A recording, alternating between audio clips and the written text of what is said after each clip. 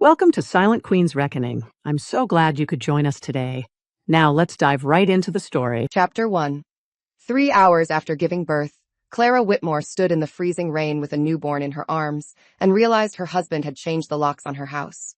The porch light was on. Music spilled from inside. Through the tall front windows, she could see Ethan's mother lifting a glass of wine in the living room, Ethan's brother laughing near the fireplace, and two suitcases blocking the hallway where Clara had planned to roll in a bassinet. Someone had hung a paper banner across the mantel. Lockwood Family Winter Vacation. Clara stared at the words while the baby whimpered against her chest. Her son was 2 days old. His skin still held that fragile newborn warmth that made Clara afraid to breathe too sharply. A hospital bracelet circled his tiny ankle. Her own body throbbed beneath the loose gray coat she had pulled over a maternity dress. Every step from the car to the porch had felt like walking with glass inside her. The doctor had told her to go home, rest, avoid stairs, avoid stress, and let her body heal. Home had been the one place she trusted. Now, her key would not turn. Clara tried again, slower this time, because exhaustion can make betrayal feel unreal. The silver key slid into the lock, hit resistance, and stopped. She looked down at it. The key was not old. The lock was new. A sharp brass circle shone where her familiar dark hardware had been. Behind her, the hired driver hovered by the car with the diaper bag in both hands.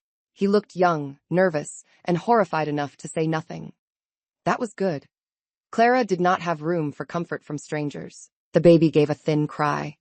Clara tucked the blanket tighter around him and bent her head to shield his face from the rain.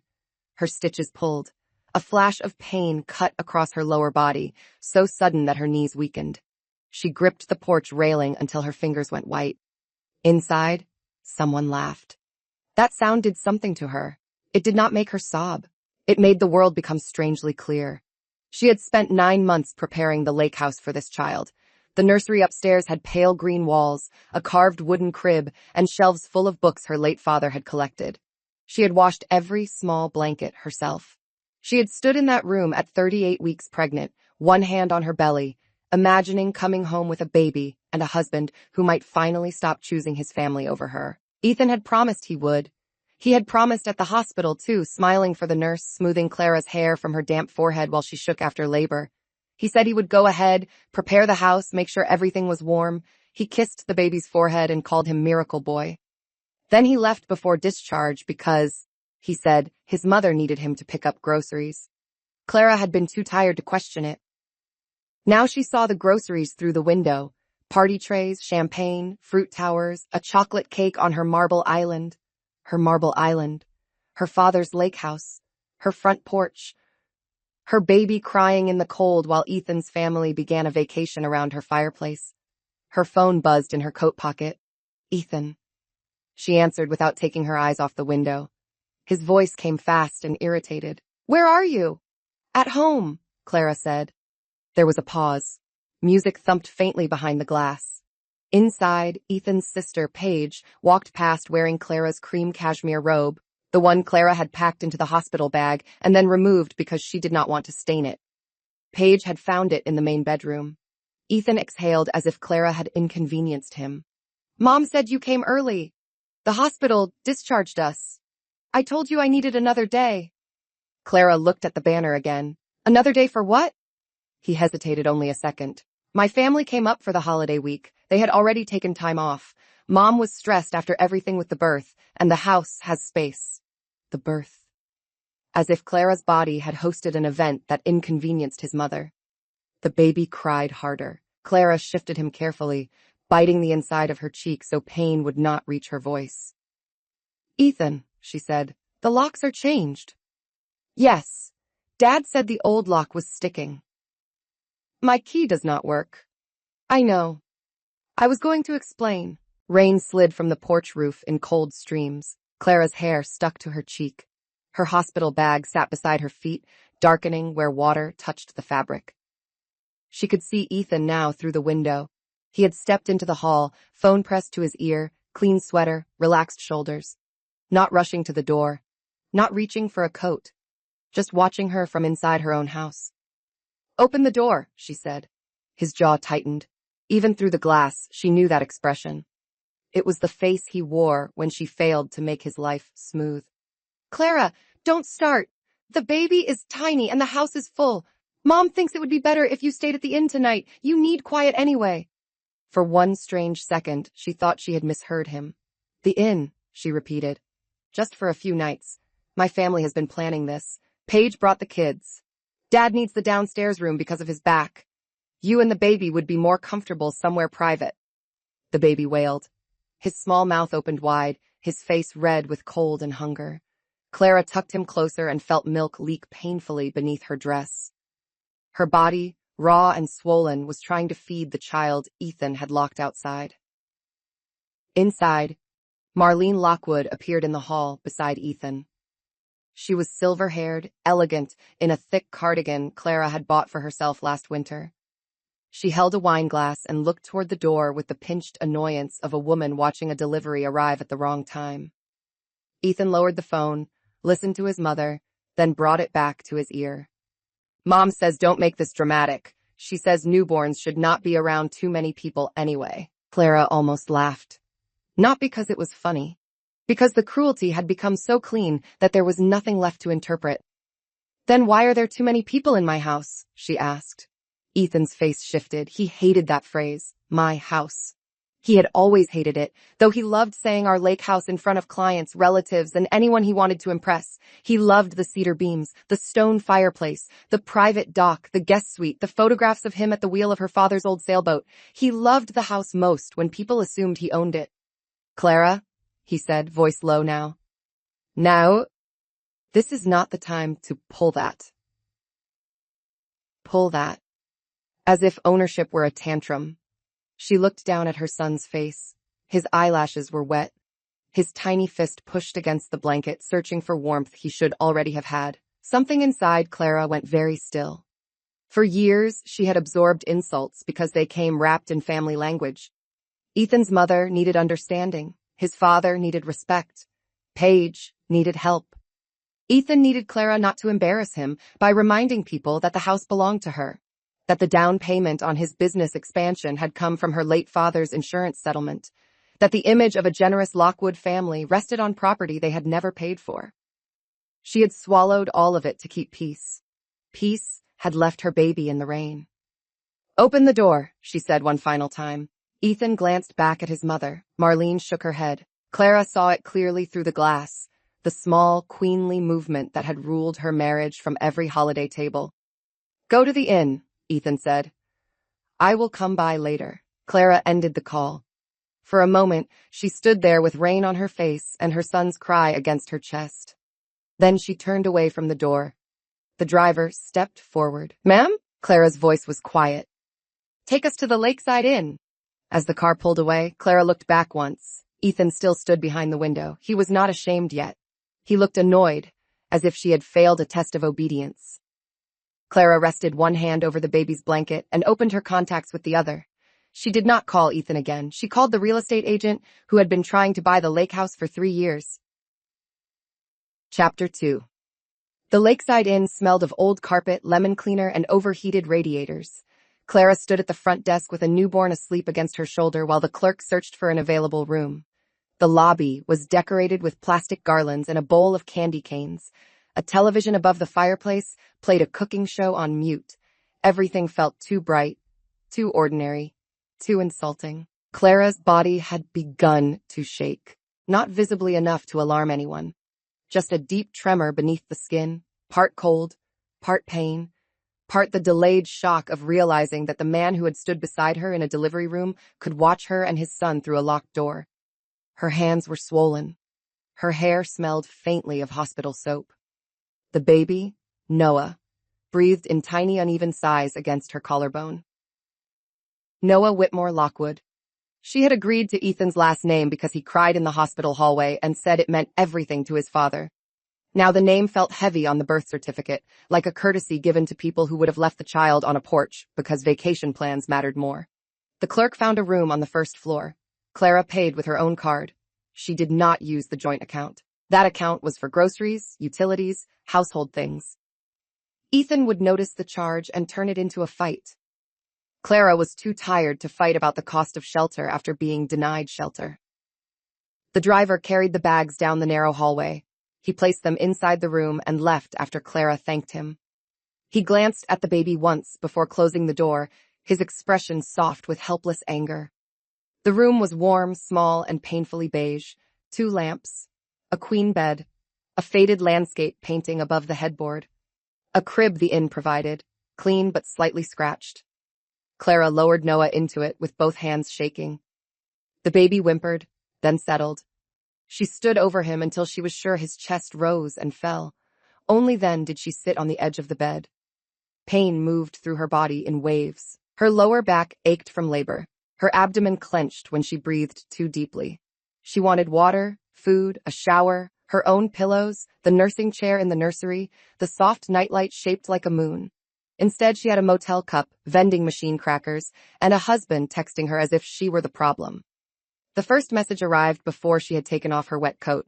Do not punish everyone because you are emotional. The second followed. Mom is crying now. She says you made her feel unwelcome. Then Paige. You seriously showed up with the baby without warning? We have kids here. This is so inconsiderate. Clara looked at the messages until they blurred. Her first instinct, trained by years of marriage, was to explain. The hospital discharged me. Noah is cold. I am bleeding. It is my house. We needed to come home. She typed nothing. Words had never changed people who benefited from misunderstanding her. At 8:30, her real estate agent called. His name was Martin Hale, a quiet man in his 50s who had known her father and had helped manage the property paperwork after he died. Martin did not ask too many questions when Clara answered in a rough voice. He simply listened as she said she was ready to consider the standing offer from Harbor Light Residences, a private buyer that wanted the lake house for a luxury family retreat program. Martin did not sound surprised. Perhaps he had been waiting for her to stop pretending the house was safe in the hands of people who treated it like a prize. The conversation was short. The buyer had kept the offer open. The house was owned only by Clara through her father's estate. Ethan had no title, no mortgage, no right to stop a sale. Because the property had been inspected earlier that year, the process could move quickly if Clara wanted. She did. Martin said he would send the documents in the morning. Clara thanked him and ended the call. She did not feel triumphant yet. She felt hollow. Selling the lake house had once seemed impossible. It was the last big piece of her father left in the world. He had built the deck himself, planted the birch trees, taught Clara to paddle on the lake before she could spell her own name. After he died, she kept the house because memory sometimes needs walls. But memory had been invaded. Ethan's family had turned her father's home into a resort for people who believed a woman recovering from birth should make room for their comfort. They had changed the locks as if possession could be created by hardware. They had hung a vacation banner under the beams her father had sanded by hand. Clara looked toward Noah's crib. His tiny lips moved in sleep. Her father had loved that house. He would not have wanted his daughter begging outside it with a newborn. At 9, Ethan called again. Clara let it ring until it stopped. He called twice more. Then came a voice message. She played it on low volume while sitting beside the crib. Clara, this is getting ridiculous. You know I was going to bring you in tomorrow after everyone's settled. You just arrived at a bad moment. Mom thinks you did it to embarrass her. Dad says you are holding the house over us again. We need to talk like adults. Also, please do not involve outsiders. This is family. This is family. Ethan used the word family the way other people use locks, to keep certain people out and certain behavior protected. Family meant Clara should forgive his mother for rearranging her kitchen. Family meant Paige could borrow her clothes and leave makeup stains on the collar. Family meant Ethan's father could call Clara's father impractical for leaving property to a daughter instead of advising her to transfer it to her husband. Family meant Ethan could accept credit for a house and then tell its owner to book a room elsewhere. Noah stirred. Clara lifted him, adjusted herself with a wince, and fed him in the dim motel light. His small hand opened against her skin. The sensation was so tender that tears finally came, silent and hot. She did not cry because she felt weak. She cried because her body had done something brave, and the person sworn to protect her had chosen a vacation banner. When Noah finished feeding, Clara wiped her face and placed him back in the crib. Then she opened her laptop. It was slow on the inn's wireless connection, but eventually her files appeared. Property deed, insurance, maintenance records, renovation invoices paid from her personal account, photographs of the house before Ethan's family had ever stepped inside it. She created a folder named Lake House Sale. Then she saved Ethan's messages, Paige's texts, and a screenshot of the family vacation banner visible through the window. Not because she wanted a long battle, because simple truth becomes hard to twist when it has a timestamp. At 10:30, Marlene sent one message from Ethan's phone.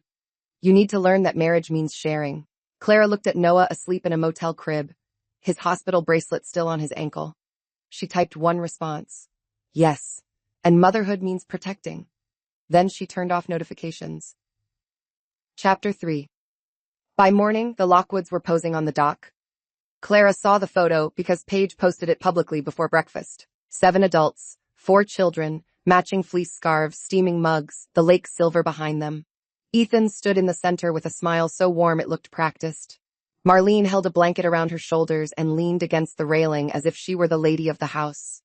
The caption read, First official Lockwood winter at the lake.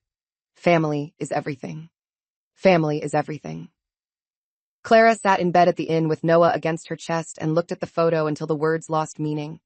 Her body felt bruised in places she could not name. She had slept in pieces, 20 minutes here, 40 there, waking whenever Noah made a sound or her own pain shifted. The inn's heater clicked all night. A couple argued quietly in the room next door. At dawn, she had stood under a weak shower and cried because bending to wash her legs hurt too much. Now Ethan's sister was calling the house official. Clara saved the post. The sale documents arrived at 9:15. Martin had kept them simple, with highlighted lines and a note telling Clara where to sign. The buyer's offer was generous, far above what Clara would have expected in winter. Harbor Light Residences wanted the property because of its location, its accessibility after the last renovation, and the fact that it could be converted into a private recovery lodge for families who needed extended stays near the regional children's hospital. Clara read that last sentence twice. A recovery lodge. She imagined families arriving exhausted, children wrapped in blankets, parents carrying medical folders instead of champagne cases. She imagined the nursery she had painted for Noah becoming a quiet room where another mother could sit after bad news and see the lake through the window. The thought hurt, then settled. A house can hold memory without remaining a shrine. Sometimes memory survives better when it becomes useful. She signed. Her hand was not dramatic, no flourish, no trembling over the final page. She simply wrote Clara Whitmore in blue ink and felt something heavy shift off her chest. At 10, Ethan arrived at the inn. He did not bring flowers, food, or an apology. He came in his navy coat, hair damp from a shower taken in her house, face arranged into irritation disguised as concern. Clara had just finished feeding Noah. She sat in the armchair near the window, a blanket over her lap. The baby slept in her arms. Ethan looked around the room and frowned. This place is depressing. Clara did not answer. He closed the door behind him. You made your point. The phrase entered the room and showed Clara exactly how little he understood. He thought her pain was a tactic. He thought the motel, the rain, the newborn crying in the cold, the changed lock, the humiliation of seeing his family inside her house were props in a performance designed to inconvenience him. Did I? She asked. He heard agreement where there was none and stepped closer. Mom is willing to let you come by this afternoon if you agree not to start anything. Clara looked at him. His eyes were tired, but not from remorse. From managing discomfort. From listening to his mother complain. From realizing his wife had not behaved like furniture moved to the inn until needed. Your mother is willing to let me come by, she repeated. You know what I mean? No. Ethan rubbed his forehead. Clara, I am trying here. Trying. He stood over a woman who had given birth days ago, in a motel room he had forced her into, and called his presence effort. The old Clara might have argued, might have begged him to see the baby, might have explained that she felt abandoned. This Clara looked down at Noah's face and understood that begging a man to recognize a child's cold was a waste of the child's mother. You changed the locks, she said. Dad handled that. You watched from inside. His mouth tightened. Because you were making a scene. The baby stirred. Clara adjusted him gently. Ethan glanced at his son, then away, as if the infant's existence complicated his defense. You told me to stay at an inn, Clara said, for a few nights, not forever. And my house? Ethan's face hardened at the word. Our house, Clara. That is exactly what I mean. You always do this. You act generous, then use paperwork to make everyone feel small. The accusation was so polished from repetition that Clara could almost admire its efficiency. Ethan had used her house for status, her money for comfort, her silence for peace, and then accused her of cruelty whenever she remembered what belonged to her. The paperwork did not lock me out, she said. He looked away first. On the small table beside Clara, her laptop sat closed. Beneath it, the signed sale papers waited in a folder. Ethan did not notice. He was too busy preparing his next grievance. Paige already told her kids they could stay through New Year's, he said. Don't ruin this for them. There it was again. Children as shields. Not Noah, cold and newborn. Paige's children, warm inside Clara's house, eating pancakes from her kitchen, playing in the nursery she had prepared. Something in Clara's face changed. Ethan saw it and took half a step back. What? He asked. You should go, she said. He blinked. Excuse me? Noah needs to sleep. I came here to fix this. No, you came here to make me accept it. The sentence was quiet, but it seemed to remove air from the room. Ethan stared at her. He had heard anger from women before. His mother wielded it like a bell. Paige threw it like dishes. Clara's calm unnerved him because there was no handle on it. You are being cold, he said. Clara looked down at Noah. Good. Ethan's face flushed. You know, Mom was right. Having the baby has made you unstable. For 1 second, her whole body went still. That word, unstable, was not careless. It was preparation. It was the kind of word a man uses when he knows he has done something indefensible and wants to make the wounded person sound unreliable before she speaks. Clara reached for her phone and placed it on the arm of the chair, screen up, recording. Ethan noticed too late. His mouth shut. She did not smile. Leave. He left because he did not know how to fight a woman who had stopped providing him dialogue. After the door closed, Clara sat motionless with Noah in her arms. Her heart beat hard, but her hands remained steady. She had not told Ethan about the sale. Not yet. Some consequences ripen best when the people who earned them continue celebrating. At the lake house, the Lockwoods were probably making lunch. By the end of the week, they would be making memories in a house already leaving their reach. Chapter 4. The Lockwoods treated Clara's silence as surrender for exactly 36 hours. That was how long it took for them to become comfortable enough to show the world the insult. Paige posted videos first.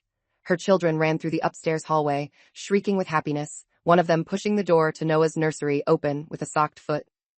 The camera followed. Clara watched on her phone from the in-bed as Paige panned across the green walls, the crib, the moon lamp, the shelves of baby books. Look at this room, Paige said in the video, laughing. Clara went overboard. But honestly, it makes a perfect nap room for the twins. One twin jumped in the crib. Clara paused the video. Her thumb rested on the screen. The image froze on small shoes denting the mattress where Noah should have slept his first night at home. Clara's throat tightened, but the feeling was no longer helpless. It had edges now. She saved the video. Marlene posted next. A photo of Clara's kitchen island, covered in wine bottles, cheese boards, and holiday desserts. The caption read, "A mother always knows how to turn a house into a home." Clara saved that too. Ethan did not post. Ethan was smarter than his sister, but not wise enough to stop her. He called once that afternoon. Clara did not answer. His message sounded controlled, which meant his mother was near. Clara, Paige did not mean anything by the nursery video. The kids were excited. You cannot be angry at children. Come tomorrow morning, and we will talk about boundaries. Boundaries. The word in his mouth felt like a stolen coat. Clara stood beside the motel window while Noah slept, watching cars move along the wet road. Her body still hurt. Milk stains marked the front of her soft shirt. Her hair had been twisted into a loose knot for 2 days. She had never felt less like the elegant hostess the Lockwoods liked to display when it suited them. And yet she had never felt more awake. Martin called at 4. The buyer had accepted her signed terms. A formal closing date was set for the following Friday, with a courtesy walkthrough required 2 days before. Because the property was not leased and no one had Clara's permission to occupy it after notice, the family would have to leave before the walkthrough. Martin said this carefully, as if trying not to add emotion to facts. Clara appreciated that. Facts were enough. She asked one question. Could the notice be delivered in person and by email to Ethan? Yes. Could it be simple? Yes. She wanted no dense language, no grand threats, no paragraphs Ethan could twist into a debate, just the truth in plain words. The owner had sold the property. All guests must leave by Wednesday morning. Personal belongings not belonging to the owner must be removed. Access codes would be changed. The new buyer would inspect the house. That was all. At dinner time, Ethan's father posted a video from the dock. He wore Clara's father's old fishing jacket. Clara recognized the frayed cuff instantly. She had kept that jacket in the mudroom because it still smelled faintly of cedar if she pressed her face to it long enough. Ethan's father, Gerald, slapped the pocket and joked that good houses should stay in practical hands. Clara saved the video. She did not call. She did not demand the jacket back that night. She did not give them the satisfaction of seeing which theft hurt most. Noah woke crying. Clara fed him, changed him, and walked the room in slow circles because he settled better against movement. Her stitches ached with every step. Outside, the inn sign blinked red through the curtains. She whispered nonsense to him until his cries faded. You are home with me, she said against his soft hair. Wherever we are, you are not outside anymore. That sentence steadied her more than any advice would have. The next morning, the notice reached the lake house at 10:20. Clara knew because Ethan called at 10:23. She watched his name flash on her phone from the armchair. Noah slept in the crib. Sunlight touched the cheap carpet. Clara let the call go unanswered. He called again and again. Then the messages began. What did you do? Call me now. This is insane. My parents are terrified. You cannot sell our house while my family is inside. Clara read that last line twice. Our house. She opened Paige's public account. The tone had changed. The latest story showed a shaky video of Marlene in the living room, one hand at her throat, papers on the coffee table. Paige's voice trembled with outrage. Can you believe this? Some people care more about property than family. Clara saved it. Then she put the phone down and gave Noah his bottle. Ethan arrived at the inn 20 minutes later. This time, he knocked hard enough to rattle the door. Clara did not open until she had placed Noah safely in the crib and started another recording. When she opened the door, Ethan's face was flushed, hair disordered, eyes wild with disbelief. You sold the house? He demanded. Clara stood in the doorway, one hand resting on the frame. She was pale, tired, and still in loose postpartum clothes, but he seemed to notice for the first time that tired did not mean weak. Yes, she said. The single word stunned him more than a speech. You cannot do that. I did. My family is there. That is why they received notice. He looked past her into the room, saw the crib, the bags, the small pile of baby clothes on a chair. For 1 second, reality pressed against him. Then pride pushed it away. This is revenge, he said. Clara's expression did not change. No, revenge would have been leaving them outside in the rain. Ethan flinched. Not much. Enough. She closed the door before he could recover. Chapter 5. By noon, the Lockwood family vacation had become a family emergency, which mostly meant everyone started calling Clara. Marlene called first from Ethan's phone, then Gerald from his, then Paige from 4 different numbers after Clara blocked the first 3. The messages piled up with the same pattern they had always used. Accusation first, guilt second, family last. How could you do this to elders? The children are crying. Your father would be ashamed. You just had a baby, so maybe your hormones are making you cruel. That one came from Marlene. Clara stared at the message for a long time. Her father had been a quiet man with rough hands and patient eyes. He had taught her to check the weather before going on the lake and to walk away from people who made kindness feel like debt. He had never liked Ethan's family much, though he had been polite enough to make Clara think it was only caution. At the wedding, her father had held her hand before walking her down the aisle and said, softly, do not give away the ground under your feet just because someone promises to stand beside you. She had thought he meant love should not erase independence. She had not understood he was warning her about exactly this porch, exactly this lock, exactly this family. The sale was not revenge. It was remembering. At the lake house, Martin's assistant arrived to document the home's condition for the buyer. She did not enter. She stood outside with a tablet and took photographs of the exterior, the new lock, the cars in the driveway, the vacation banner still visible through the window. Paige, unable to resist an audience, filmed from the doorway. "They are treating us like criminals," she said, voice thick with drama. The assistant said nothing. That silence turned out to be devastating. Paige had expected argument, something she could clip and post. Instead, she got a woman calmly photographing the evidence of a family occupying a house after being told to leave. The video made the Lockwoods look less like victims and more like people surprised that doors did not obey their feelings. Clara saw it later because Paige posted it herself with a furious caption. Within an hour, comments appeared asking whose name was on the property. Paige deleted the post. Clara already had it saved. Ethan spent the afternoon trying to negotiate without admitting there was anything to negotiate. First, he demanded Clara cancel the sale. Then he said the sale could wait until after New Year's. Then he said his parents would leave if Clara apologized for frightening them. Then he asked, with sudden softness, whether she really wanted Noah's first home to be sold because of one bad night. That message reached Clara while she was changing Noah's diaper. One bad night. She looked at the baby, kicking weakly on the towel, his limbs thin and new, his mouth opening in a silent yawn. One bad night could have become a fever. One bad night had already become a memory Clara would carry in her bones. One bad night was what selfish people call cruelty when they do not want to count the choices that led to it. She answered only once.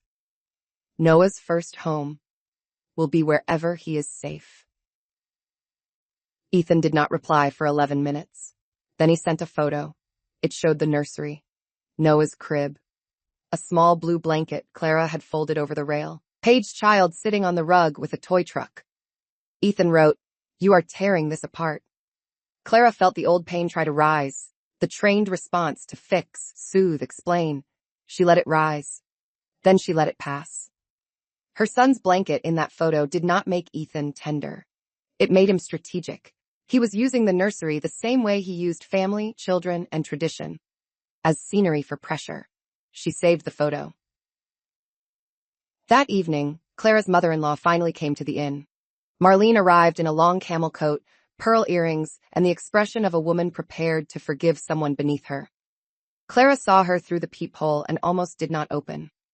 But Noah was asleep, the recording was on, and Clara wanted to see what tone Marlene would choose when there were no guests to impress. Marlene stepped inside without waiting to be invited. Her eyes swept over the room, landing on the unmade bed, the bottles, the folded hospital discharge papers, the crib. Her mouth tightened, not with concern, but with distaste. "So this is where you chose to bring my grandson," she said. Clara closed the door. "This is where Ethan told us to stay." Marlene waved the sentence away. She removed her gloves finger by finger, slow and theatrical. "You always make everything sound ugly." Clara did not offer her a chair. "The house means a great deal to this family," Marlene continued. "It belonged to my father. And then you married Ethan." There it was, the whole Lockwood philosophy in 5 words, marriage as quiet transfer. A woman's property becoming family property the moment enough relatives enjoyed it.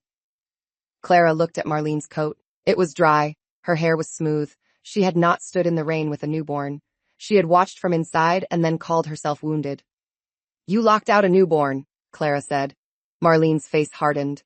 "Do not be vulgar. We were protecting him from a crowded house. By taking the house. By giving you privacy." Clara almost admired the shape of it. Some people can make theft sound like hospitality if they speak slowly enough. Noah made a soft sound from the crib. Marlene's eyes moved toward him. For a second, Clara stepped between them without thinking. Marlene noticed. Her expression shifted into offense. "You would keep me from my grandson too?" Clara's voice stayed even. "I would keep him from anyone who thinks his mother belongs outside." Marlene inhaled sharply. She had expected tears, perhaps pleading, perhaps the familiar Clara who would soften at the word grandmother. She found a different woman standing in a motel room with wet hair, pale lips, and a spine newly forged by betrayal. "Ethan will not forgive this," Marlene said. Clara looked at her without blinking. "Good." Marlene left with her dignity arranged around her like armor, but she forgot one glove on the chair. Clara did not chase her with it. She placed it in a plastic bag with the rest of the items the Lockwoods would have to collect elsewhere. At the lake house, the vacation lights still glowed. By Wednesday morning, they would go out. Chapter 6. Wednesday arrived clear and bitterly cold. Frost silvered the roofs around the lake. Clara watched the morning through the inn window while Noah slept against her shoulder, his tiny breath warming the skin below her collarbone. Her body hurt less now, though every movement still reminded her that healing was work. She had learned how to stand from the chair without pulling too sharply at her stitches. She had learned to eat crackers one-handed. She had learned that a woman can be exhausted and still make decisions no one can move. At the lake house, the Lockwoods did not leave by 8. At 9, Martin called Clara. His voice was calm. The family had been reminded that the buyer's walkthrough was scheduled. They had not opened the door. Clara looked down at Noah's sleeping face. Then wait. She did not drive there. That was important. Ethan wanted a confrontation at the house. He wanted Clara on the porch again, pale and postpartum, facing his mother, his father, Paige, the children, the chaos. He wanted everyone to see him trying to reason with an emotional wife. Clara refused to return to the stage where they had once placed her outside. The walkthrough team waited in the driveway. The buyer's representative, Martin, a property photographer, and a locksmith stood near the front steps. They spoke quietly among themselves. No one shouted. No one pounded on doors. Their calm did more damage than anger would have. Paige filmed from inside again, but this time she did not post immediately. The audience had not responded the way she expected before. Outrage is less fun when strangers ask practical questions. At 9:30, Ethan called Clara. She answered on speaker and set the phone on the small table. "Call them off," he said. No greeting. No apology. "Leave the house," Clara said. "My mother is having chest pains." Clara closed her eyes briefly. If true, Marlene needed medical care. If false, the lie was beneath contempt. Either way, the answer was simple. "Call an ambulance." Ethan went silent. "You are heartless," he said. "No, I am done being managed by emergencies that appear when your family is asked to respect a door." His breathing grew rough. "The kids are scared. Then stop using them as furniture in an adult problem." She ended the call. Her hand shook after, but she did not regret it. Strength did not always feel like confidence. Sometimes it felt like nausea and a pounding heart and choosing not to call back. At 10:15, the front door opened. Gerald came out first, carrying a suitcase and wearing Clara's father's fishing jacket. He had the stiff, offended walk of a man who had never imagined being asked to leave a place he liked. Paige followed with bags, children, and a red face. Marlene came last, supported by Ethan, though she looked healthy enough to glare at everyone in the driveway. The photographer captured none of their faces for public use. This was not a spectacle. It was a record. That distinction mattered to Clara even from a distance. Then the moment came that turned the story inside out. Marlene stopped on the porch and pointed at the banner still hanging inside. She said something to Ethan. He went back in, pulled it down, and came out with the paper folded under one arm. The banner had looked cheerful when Clara first saw it through the rain. Now, in Ethan's hands, it looked cheap. Before leaving, Gerald turned and locked the old new lock with theatrical force. The locksmith waited until the cars pulled away. Then he replaced it. One lock had kept Clara and Noah out. Another lock kept the Lockwoods from returning. Clara saw the photo Martin sent 5 minutes later. The new key in a sealed envelope, the front porch empty, the lake bright behind the house. She stared at it for a long time. She expected grief. It came, but quietly. Beneath it was relief so deep it frightened her. The house was no longer a battlefield. By noon, Ethan arrived at the inn again. This time, Clara met him in the lobby, not her room. Noah was with a licensed postpartum nurse Clara had hired for the afternoon. Ethan noticed the choice and understood he no longer had access to private spaces simply because he was her husband. The lobby smelled like coffee and pine cleaner. A small fire burned in the stone fireplace. Clara sat in a chair near the window with her coat buttoned and her hair combed back. She looked tired, but not broken. Ethan looked as if he had aged a month in 3 days. "My parents are humiliated," he said. Clara folded her hands in her lap. They were asked to leave a house they did not own. "You keep saying that like it matters more than people?" "It mattered when you used the lock." He flinched again. Clara noticed. The word lock had become a hook in him. Good. Some truths should catch. Ethan sat across from her. "You sold my son's inheritance." Clara felt something cold move through her. Noah had become useful to him only after the house was gone. "No," she said. "I sold my father's house to protect my son's peace." "You think a motel is peace?" "No, it is temporary. Your family in that house was not." He leaned forward, lowering his voice. "Clara, you are making decisions too fast. You just gave birth. Any court would understand that." There it was, dressed more carefully than before. The suggestion that her body made her mind unreliable. The old Clara might have argued about sanity. This Clara only looked at him. "Say that again," she said. Ethan stopped. His eyes flicked toward her phone on the table. He did not know whether it was recording. It was. "I am worried about you," he corrected. "No, you are worried I stopped being useful." The lobby remained quiet around them. A man near the coffee station glanced over, then away. Ethan's face reddened. "What do you want?" he asked. Clara thought of the nursery, the porch, the cold rain, the banner, her father, Noah's tiny cry. "A home where my son is never treated like an inconvenience," she said, "and a life where I do not have to beg my husband to open my own door." Ethan looked at her then, as if finally sensing the size of the loss. Not the house, not the money. Her. The woman who had explained him to herself for years was gone, and the woman sitting before him had no interest in helping him find her. "Are you leaving me?" he asked. Clara stood carefully, one hand braced on the chair arm. Her body still punished sudden movement, but she did not let him see the wince. "You locked us out," she said. "I am just walking away." Chapter 7. The sale closed on Friday afternoon. There was no thunder, no cinematic storm, no dramatic collapse of beams as the lake house passed out of Clara's hands. There was a video call, a few signatures, a wire confirmation, and Martin's quiet congratulations. Noah slept through the whole thing in a bassinet beside her. His tiny mouth opened and closed as if he were dreaming of milk. Clara stared at the final confirmation longer than she expected. Sold. One word.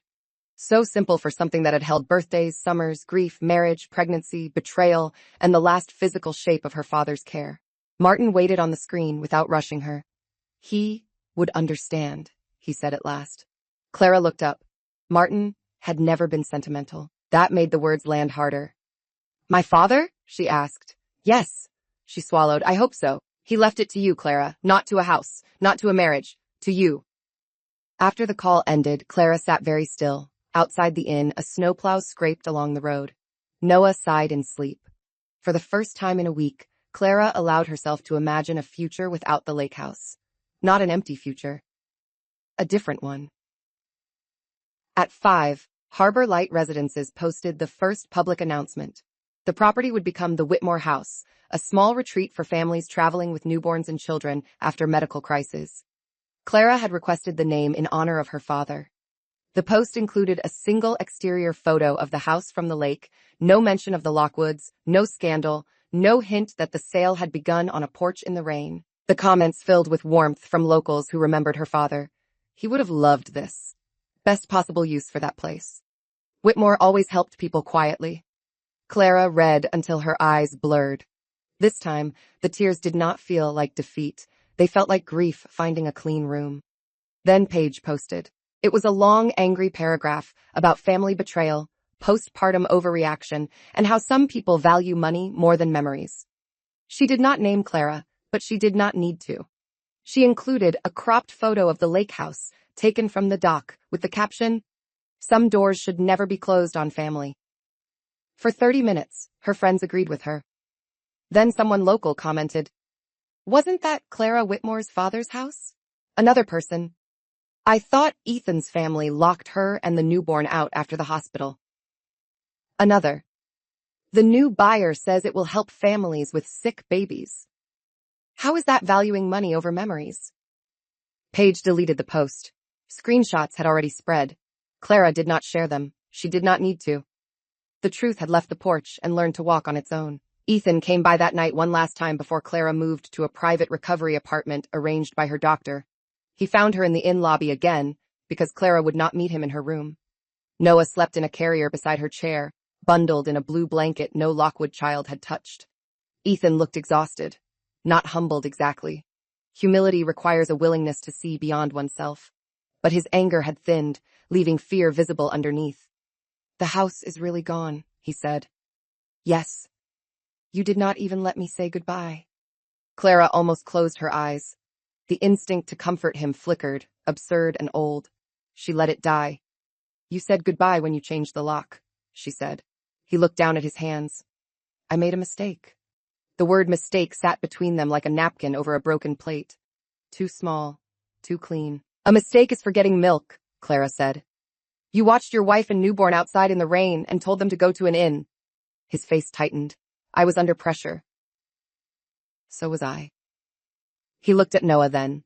The baby slept, unaware of inheritance, houses, grandmothers, and men who understood love only after losing convenience. Ethan's expression softened, and for a moment Clara saw genuine sadness there. It did not change anything. Sadness after harm is not repair, it is only weather after fire. Can I hold him? Ethan asked. Clara paused. This question mattered, not because Ethan deserved comfort, but because Noah deserved decisions made without revenge. Clara looked at the baby, then at Ethan's hands. Clean, empty, uncertain. Not tonight, she said. Ethan inhaled sharply. Clara, you can arrange supervised visits after we speak with a counselor and set written rules. He looked offended by the word supervised, but he did not explode. Perhaps he finally understood that every explosion became another locked door. You are treating me like a danger, he said. I am treating you like someone who needs to earn trust around a child. He stood. For a second, Clara thought he would say something cruel. Instead, he nodded once, stiffly, and left. That small restraint did not redeem him. It only proved he could have chosen restraint before. Clara watched him walk into the cold. Then she lifted Noah from the carrier and held him close. His body curled naturally against hers, certain of her warmth. She kissed his forehead. We are going somewhere better, she whispered. The next morning, she checked out of the inn, not because Ethan opened the door, because Clara had stopped waiting outside it. Chapter 8. The private recovery apartment was on the third floor of a quiet building near the hospital. It had wide windows, warm floors, a small kitchen, and a bedroom painted soft white. It was not grand. It did not have a lake, a dock, or cedar beams. No family history lived in its walls. That made it feel strangely gentle. Nothing there had been taken from her. Nothing there required explanation. Clara spent the first day doing almost nothing. Almost nothing, for a new mother, still meant everything. Feeding Noah, changing him, wincing through showers, taking medicine on time, answering messages from the nurse, eating soup from a container because cooking required more strength than she had, standing by the window with Noah in her arms while snow fell over the parking lot. Her silence changed after the sale.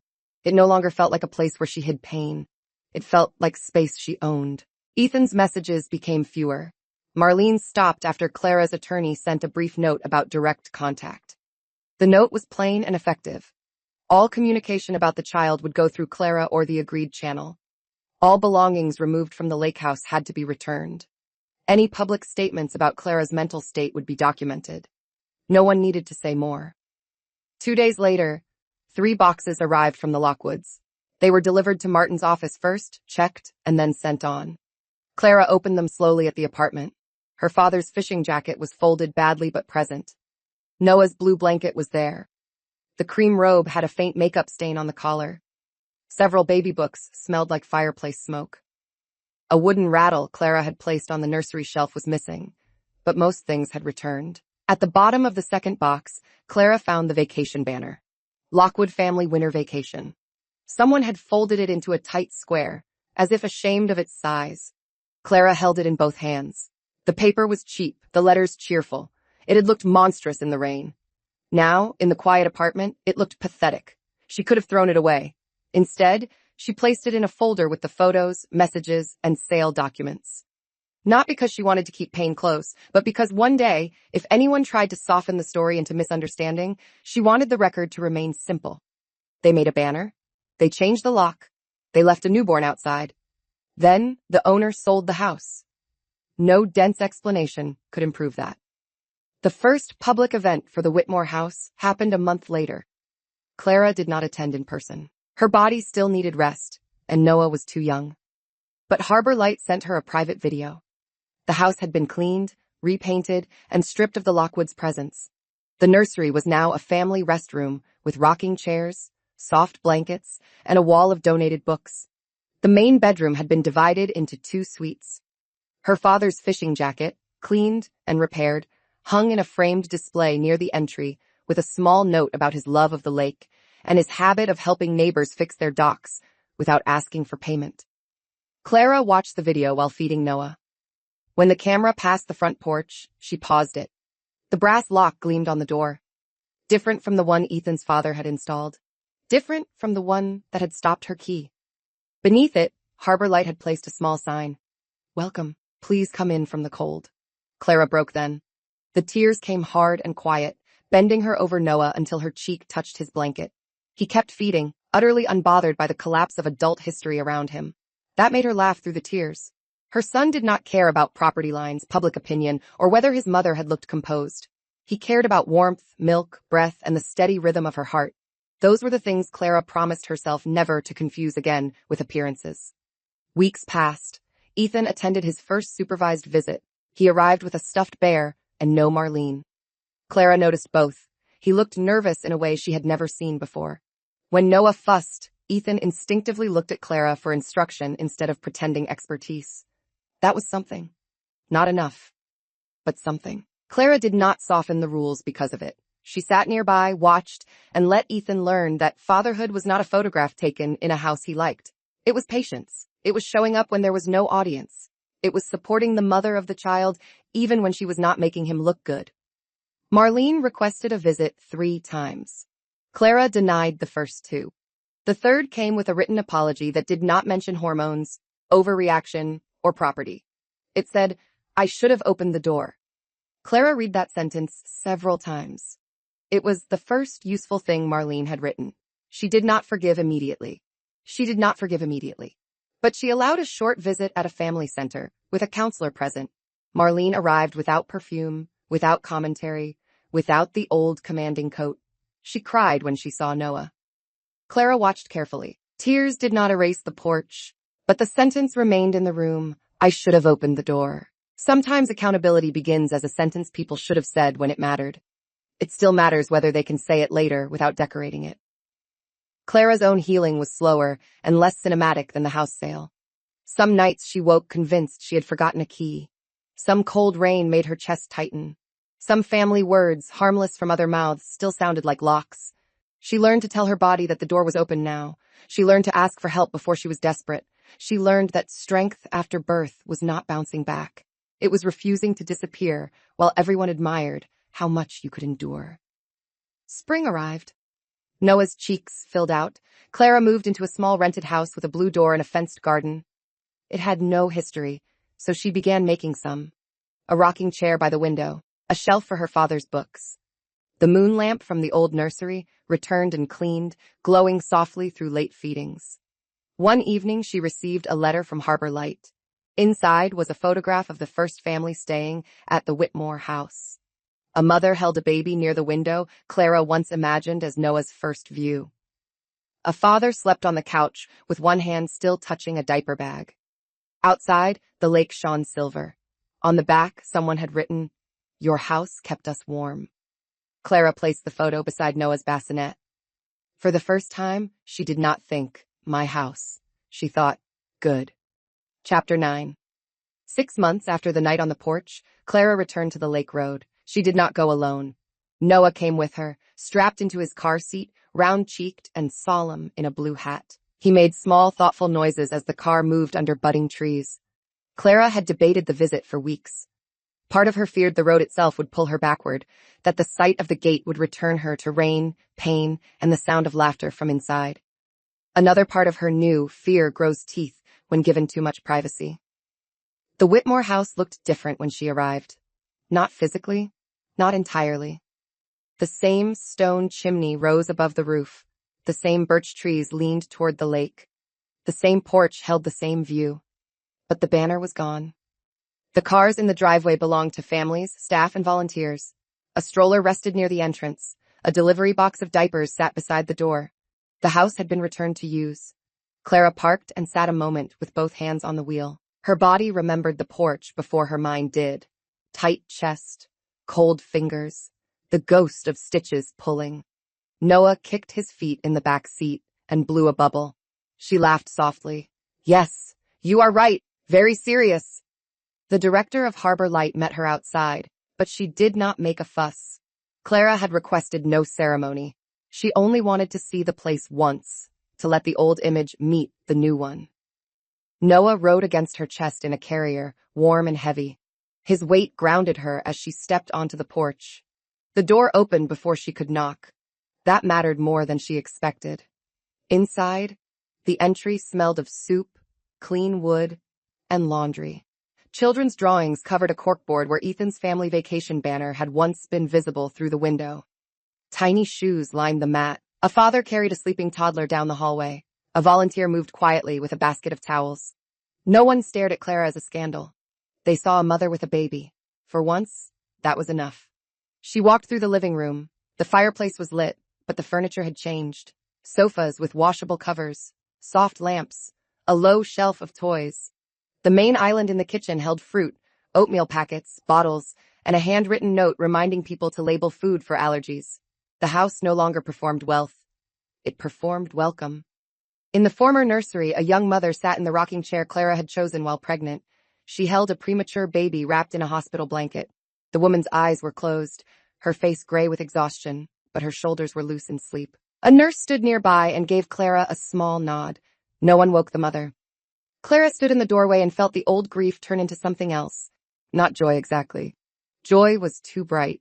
This was steadier. Meaning, perhaps. The kind that does not erase pain, but refuses to waste it. Noah reached one hand toward the moon lamp on the shelf. Clara smiled. It had survived the Lockwood children, the boxes, the move, the return. Now it glowed for anyone who needed a little light at 3 a.m.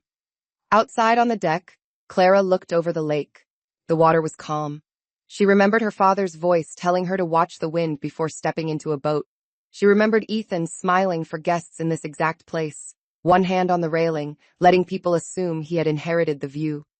She remembered herself on the porch, rain in her hair, holding Noah like the last warm thing in the world. Then she looked at the present. A volunteer carried blankets inside. A child laughed in the kitchen. Someone opened the front door for another arriving family before they had to knock. The house had learned better manners than the people who once claimed it. When Clara left, she did not take anything. Not a stone, not a photograph, not a final private goodbye. She had already taken what mattered, the refusal to be locked out of her own life. That evening, Ethan asked to speak after his visit with Noah. They sat in the family center's small garden while a counselor waited inside. Ethan looked different from the man at the inn. Less polished, more careful. Clara did not trust the change yet, but she acknowledged its existence. I drove past the house, he said. Clara looked at him. I saw the sign, he continued, the one about coming in from the cold. She said nothing. Silence made room for him to decide whether he could tell the truth without being dragged to it. He looked down at his hands. I should have opened the door. The words were almost identical to Marlene's. Maybe they had practiced. Maybe guilt repeats itself when it finally stops running. Clara did not know. She only knew the sentence had arrived too late to restore what it broke and early enough to matter for Noah's future. Yes, she said. Ethan's eyes reddened. I am sorry. Clara accepted the apology as information, not as obligation. That distinction saved her. She did not have to punish him forever to remember. She did not have to forgive on command to prove she was healed. She could let the apology exist and still keep the boundary standing. Noah will know you if you keep showing up safely, she said. That is the path. Ethan nodded. This time, he did not ask for more. Months earlier, Clara would have mistaken his restraint for sadness and tried to comfort him. Now she let him sit with it. Growth, if it was real, needed room to work without using her as a cushion. When she drove home, Noah slept in the back seat. The sky above the road was pale gold. Clara passed the turn to the lake without slowing. Her new house waited with its blue door, its small garden, its ordinary rooms. There would be laundry, bottles, a night waking, maybe tears, maybe laughter. Nothing grand enough for anyone's vacation post. It was hers. Chapter 10. By Noah's first birthday, the story had become family history in the careful way painful events do when the person who lived them refuses to let others edit the meaning. Clara did not tell it often. She did not need to repeat the porch in every room to prove it happened. But she kept the folder. She kept the photographs. She kept the banner. She kept the signed sale confirmation. Not because she lived in bitterness, but because clarity is a gift a woman sometimes has to leave for her future self. Noah's birthday party was small. A blue cake. 2 friends from Clara's postpartum group, Martin and his wife. Clara's doctor, who came by with a board book instead of flowers. Ethan attended for 1 hour, arrived on time, brought diapers and a wooden train, and left when the agreed hour ended. Marlene sent a gift through him with a card that said only, "Happy birthday, Noah." Clara appreciated the restraint more than any grand apology. The party took place in Clara's garden. The blue door stood open behind them. Sunlight moved over the grass. Noah sat on a blanket, smashing cake into his cheeks with grave concentration. Everyone laughed. Clara laughed too, freely, without checking whether anyone thought she was too loud, too cold, too emotional, too unforgiving, too anything. After the guests left and Noah fell asleep, Clara carried the leftover cake into the kitchen. She stood there in the quiet, looking at the tiny frosting handprints on the high chair. A year ago, she had believed coming home meant returning to the house her father left her.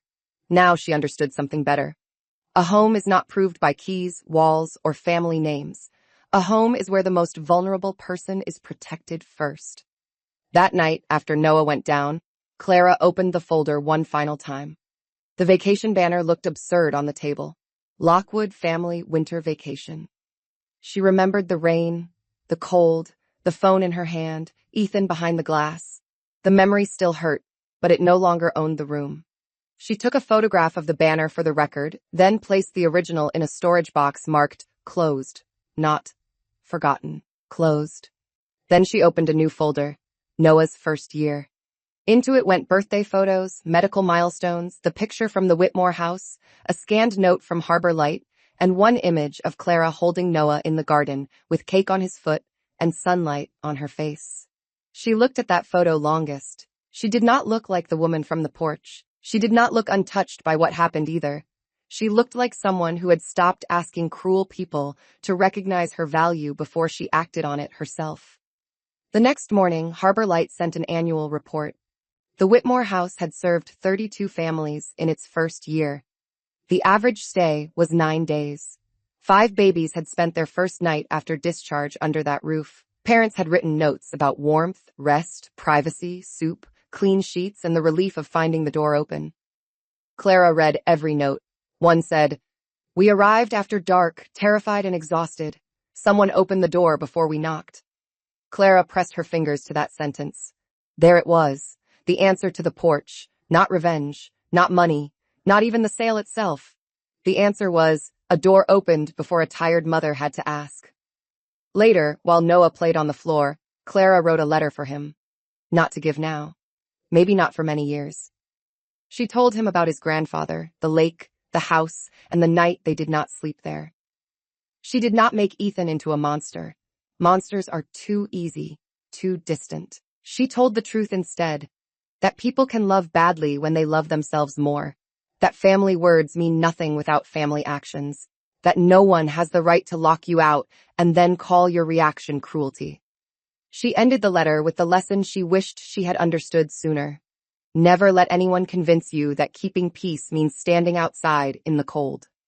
Clara folded the letter and placed it in Noah's memory box. That evening, she carried him to the front porch of the Blue Door house. Rain began lightly, soft against the garden leaves. Noah reached toward it, fascinated. Clara held him close, warm and dry beneath the porch roof. She did not flinch at the rain this time. She listened to it, felt the weight of her son on her hip, and looked at the door behind them. It was open. She had sold the house they locked her out of, but she had not sold her father's love, her son's safety, or her own future. Those things had never belonged to Ethan. They had never belonged to Marlene, Paige, Gerald, or any family that mistook access for ownership. They belonged to Clara. And Clara Whitmore, who once stood postpartum in the rain while other people vacationed inside her life, finally stepped back through her own open door and closed it gently behind her. Chapter 11. The Lockwoods did not disappear from Clara's life after Noah's first birthday. People who have spent years treating access as a birthright rarely accept a closed door just because the person behind it finally uses a lock. They changed shape instead. The loud demands became careful comments. The family accusations became concerned questions. Marlene stopped saying Clara was cruel and began saying she hoped Clara was getting support. Paige stopped posting about betrayal and began posting vague quotes about forgiveness. Ethan, to his credit or exhaustion, stayed mostly quiet. Clara watched the change without mistaking it for transformation. Then came the invitation. It arrived on thick cream paper with gold lettering, absurdly formal for a family that had once announced its vacation on a paper banner. Gerald and Marlene Lockwood were hosting a holiday brunch at a rented clubroom downtown. The invitation included Noah's name in a larger font than Clara's. Beneath it, in Marlene's narrow handwriting, was one sentence. It is time for Noah to know his family. Clara sat at her kitchen table with the card between her fingers while Noah stacked wooden blocks on the floor. The blue door stood open to the garden, letting in spring air. For a moment, the old fatigue returned, the kind that came from knowing a simple no would be treated like violence. Then Noah knocked down his blocks and laughed. Clara smiled at him and placed the invitation in the boundaries folder. She did not attend. Instead, she sent a short reply through the agreed family communication channel. Noah's visits would continue as scheduled. No large gatherings, no unsupervised access, no public sharing of images, no exceptions for holidays. Marlene's answer came 4 hours later. One day, he will ask why you kept him from us. Clara read it while stirring soup. She imagined the version of herself who might have panicked at that sentence, who might have packed a diaper bag and gone to brunch just to avoid being called bitter. That woman had been so tired from keeping peace that she had not noticed peace never came to her house unless she purchased it with herself. Clara typed one sentence back. One day he will ask who opened the door. Marlene did not answer. The brunch happened without Noah. Clara knew because Paige posted photos, carefully cropped, carefully cheerful. There were centerpieces, mimosas, a cake with Noah's name on it, though the child was not present. That was the part people noticed. At first, comments praised the setup. Then someone asked whether Noah was there. Paige answered with a sad face and a line about complicated situations. By evening, a local woman who volunteered at the Whitmore house commented, "Maybe complicated means his mother was not invited inside after giving birth." Paige deleted the post in 8 minutes.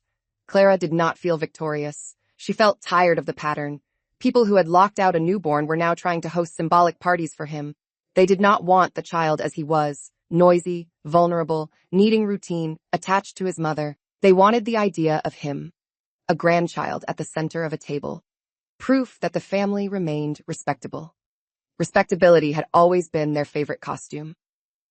2 weeks later, Ethan asked for a longer conversation. Clara agreed to meet at the family center after his visit with Noah. She chose the glass room near the garden where everything was visible and nothing could become a performance hidden behind closed doors. Ethan arrived early. That was new. He held a folder, not flowers. Noah had spent the visit crawling between foam blocks while Ethan sat on the floor in dress pants, awkward but present. He had learned to wait before picking Noah up. He had learned to ask Clara whether a snack was allowed. He had learned not to say "my son" in a way that erased her. These were small things. Clara respected small things more now because they could not be faked as easily as speeches. After the counselor took Noah to the play area, Ethan sat across from Clara. "My mother wants to challenge the visit rules," he said. Clara felt no surprise. "Can she?" "No."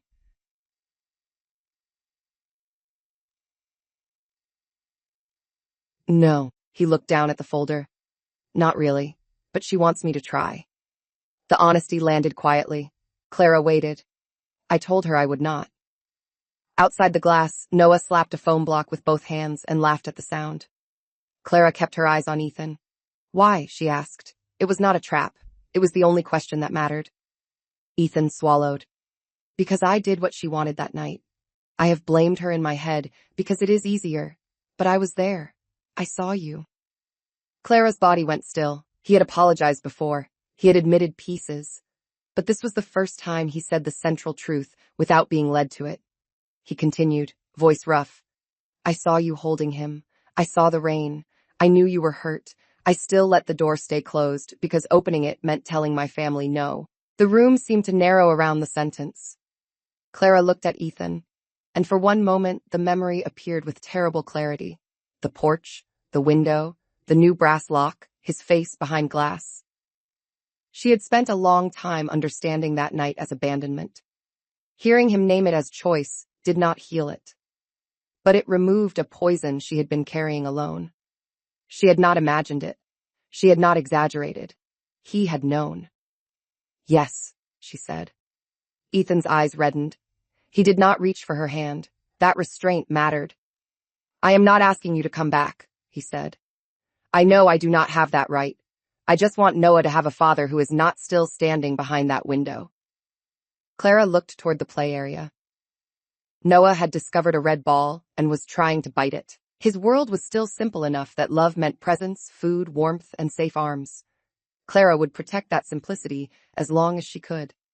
Then keep choosing the door, she said. Ethan nodded once. This time, his nod was not stiff. It was heavy. That conversation did not make them a family again. It made them two adults standing on opposite sides of a damaged bridge, finally agreeing not to pretend the river was imaginary. For Noah, that was enough to begin with. Chapter 12. The Whitmore house became popular in a way Clara had not expected. Not glamorous popular. Necessary popular. Hospital social workers kept a waiting list. Nurses referred families who needed quiet. Local volunteers delivered casseroles, diapers, clean pajamas, and coffee. Parents wrote notes on plain cards and left them in a wooden bowl near the entrance. Most notes said thank you in tired handwriting. Some said less because exhaustion had used up their words. Harbor Light asked Clara to speak at a small donor breakfast. She nearly declined. Public speaking had always made her feel as if she were stepping into a room where someone might move her chair. But this event was not about her. It was about keeping the doors open before mothers had to knock. She agreed on one condition. No scandal framing, no before and after drama, no introduction about a shocking betrayal. The house would be presented as a family care project, not as a revenge story. The breakfast took place in a bright room overlooking the hospital courtyard. Clara wore a soft green dress and a coat that allowed her to move comfortably while carrying Noah. She brought him because childcare fell through that morning and because she was done pretending motherhood needed to be hidden to look professional. Noah sat in a high chair beside her, chewing a teething ring with solemn commitment while donors pretended not to be charmed. Clara spoke for 7 minutes. She did not mention Ethan by name. She did not mention Marlene, Paige, Gerald, the inn, the banner, or the lock. She spoke about the first nights after birth, when a mother is sore, frightened, leaking, bleeding, learning a baby's sounds, and often expected to be grateful instead of protected. She spoke about parents leaving hospitals with instructions but no rest. She spoke about homes that should not be luxuries when a child is fragile. Her voice shook once when she said, "No parent should have to stand outside warmth and wonder whether they have earned permission to enter." The room did not clap immediately. People were too quiet. Clara liked that. Applause can sometimes rescue listeners from having to feel. Silence meant the sentence had landed. After the breakfast, an older man approached with a check folded in half. He did not give a speech. He simply placed it in the donation box and touched the edge of Noah's high chair with a smile. Clara thanked him. Noah offered him the teething ring, which the man accepted with grave courtesy before returning it. That small exchange stayed with Clara all day. In the afternoon, a reporter requested an interview. Clara almost refused automatically, but the outlet focused on maternal health and family support, not gossip. She agreed to answer written questions. When asked what inspired the Whitmore house, she wrote carefully, "A door was closed at the worst moment of my life. I wanted to build a place where doors open at the right moment for someone else." The sentence appeared in the article the following week. It spread faster than Clara expected, not as scandal, but as something mothers shared with other mothers. Messages arrived from women Clara had never met. Some had been locked out literally, some emotionally, some financially, some by families who called their exhaustion drama, some by husbands who loved appearing generous in public and disappearing when the baby cried at 3 a.m. Clara read as many as she could. She did not answer all. She could not become a container for every wound just because she had survived her own. That was another boundary she had to learn. Compassion without boundaries becomes another way women disappear. One message came from Paige. It was short. I watched your interview. I should not have put my kids in the nursery. Clara looked at it for a long time. Of all the Lockwoods, Paige had always been the quickest to attack and the slowest to reflect. The apology was not complete. It did not mention the posts, the robe, the videos, the way she mocked the nursery while Clara sat in a motel with Noah. But it named one real thing without excuse. Clara did not know whether to answer. She carried the question through the evening, while washing bottles, while rocking Noah, while folding tiny pajamas still warm from the dryer. Finally, she wrote back. Thank you for saying that. Noah's spaces are not available for adult conflict again. Paige answered with a single, okay. It was not dramatic. It was not sisterhood. It was not enough to invite her over. But Clara had learned not to despise small repairs just because they did not rebuild the whole house. That night, Clara dreamed of the lake house. In the dream, she stood on the porch again with Noah in her arms. Rain fell. The banner glowed inside, but when she put the key in the lock, the door opened. Not because Ethan opened it. Not because Marlene allowed it. The door opened because it recognized her. She woke before dawn with Noah stirring beside the bed. The dream left an ache, but not fear. She lifted him and fed him by the window while the sky turned pale. Outside, the world was quiet enough to hear his small breaths between swallows. We are not outside, she whispered. Noah blinked up at her, trusting without knowing the history of trust. That, Clara thought, was why every boundary mattered. Chapter 13. The final public humiliation of the Lockwoods came from something no one planned. It happened at a charity open house for the Whitmore house, almost a year and a half after Clara sold the property. Harbor Light invited local supporters, hospital staff, former guest families, and a few press outlets to tour the finished expansion. Clara attended as a founding donor, not as a spectacle. Noah came too, walking unsteadily now, one hand gripping her fingers. The house looked beautiful in late summer. Hydrangeas bloomed near the porch. The dock had been repaired. The nursery-turned family room had a mural of small boats and stars. The front hall displayed photographs of families who had stayed there, each one approved by the people in it. No image was used without permission. Clara had insisted on that rule with unusual firmness. Everything taken from her had taught her how to protect the image of others. The open house was calm until Marlene arrived. She had not been invited by Clara, but the event was semi-public and a local donor had brought her. Marlene entered in a pale suit, pearls at her throat, posture perfect. For a moment, Clara felt the old tightening in her chest. Then Noah tugged her hand toward a bowl of crackers, and the present reclaimed her. Marlene did not approach immediately. She walked through the house with the stunned expression of someone seeing a thing she once treated as scenery become meaningful without her. In the living room, a former guest mother spoke to a small group about spending 2 weeks there while her baby recovered from surgery. In the kitchen, volunteers served soup. On the porch, a father held twins wrapped in matching blankets and looked out at the lake with tears in his eyes. Marlene's face changed by inches. Perhaps she had expected a monument to Clara's revenge. Instead, she found tired families, warm rooms, and a house doing more good than it ever had during Lockwood vacations. That was the part she could not argue with. A selfish person can fight humiliation. It is harder to fight usefulness. Then the director gathered guests in the entry hall for a short dedication. Clara stood near the side with Noah on her hip. She did not want a speech. The director thanked donors, volunteers, medical partners, and the Whitmore family legacy. Then she pointed to the new sign beside the door. Welcome! Please come in from the cold! The room applauded. Marlene lowered her eyes. That was the public reversal. Not shouting. Not accusation. Not a screen exposing private cruelty. Just a room full of people applauding the opposite of what Marlene had done. She had closed a door on a postpartum mother and newborn. The house she lost now existed to open doors for postpartum mothers, sick children, frightened fathers, and families too tired to perform gratitude. The contrast was so plain that no one needed to say her name. After the dedication, Marlene approached Clara. Her hands were clasped in front of her. Noah, sticky with cracker crumbs, watched her seriously. He is beautiful, Marlene said. Clara nodded. Yes. Marlene looked around the entry. Her eyes moved to the sign, then to the photographs, then back to Clara. This is a good thing. Clara waited. She had learned to let people spend their own words. Marlene's mouth trembled once. I was wrong. The sentence was small, almost plain. It did not fix the porch. It did not give Clara back those first postpartum days. It did not return the house to her father or make the memory harmless. But it did something Marlene had resisted for a long time. It placed the blame where it belonged without decoration. Clara adjusted Noah on her hip. Yes, Marlene winced, but did not argue.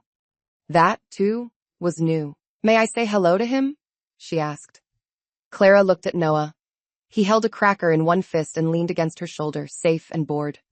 She decided not from anger, not from pity, but from the rules she had built.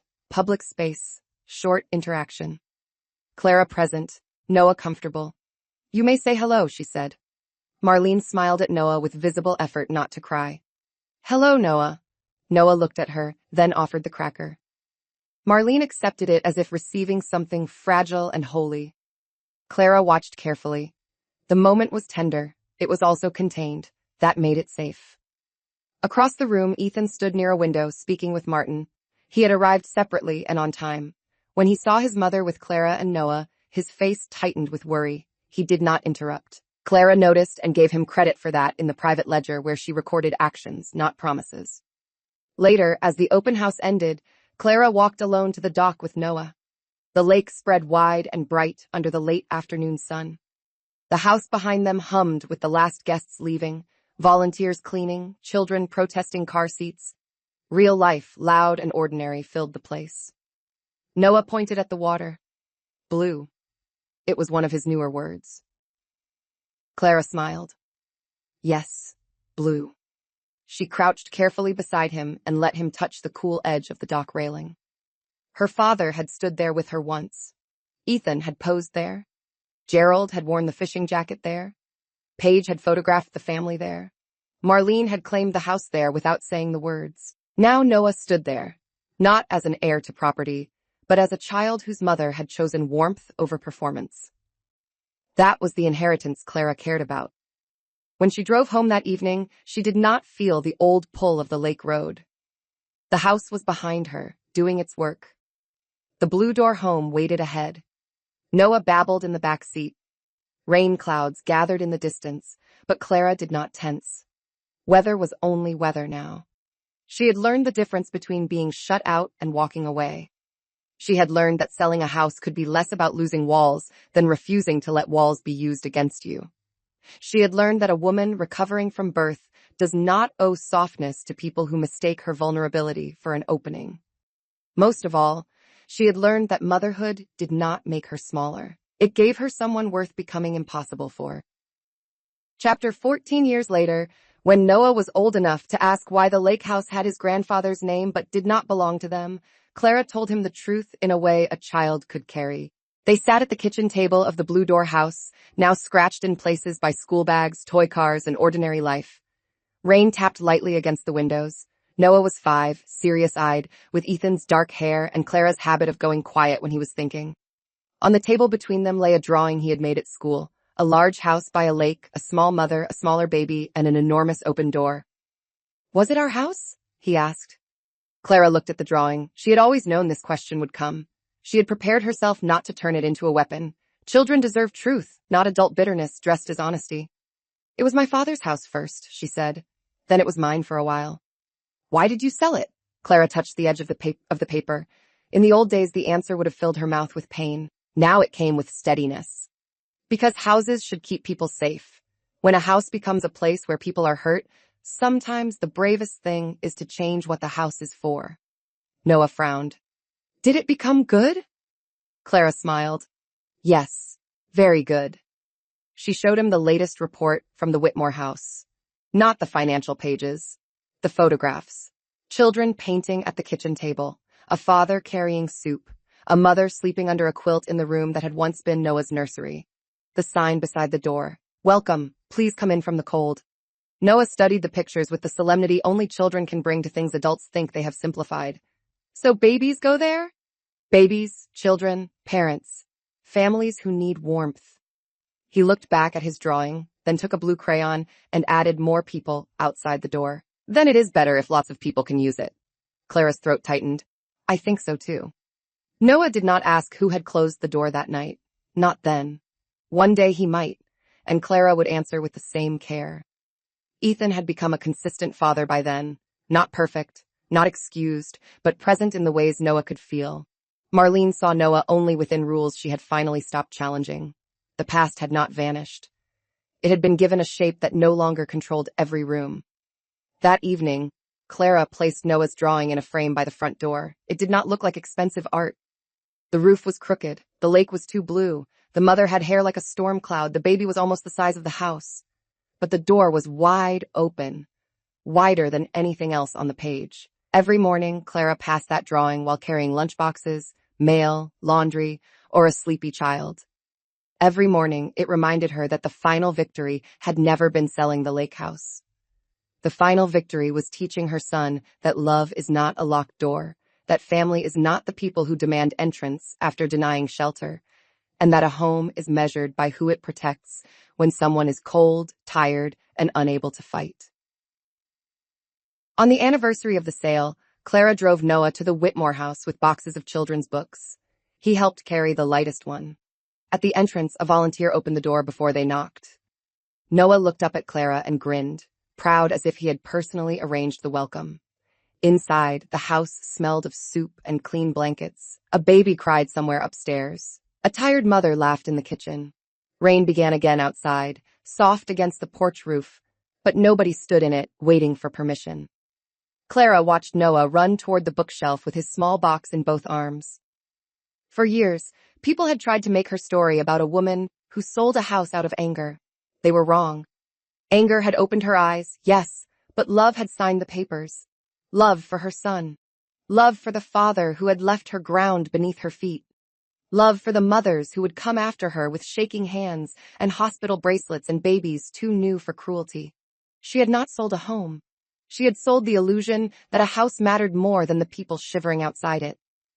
Subscribe for more stories about quiet women, hidden power, and the moment betrayal meets consequences.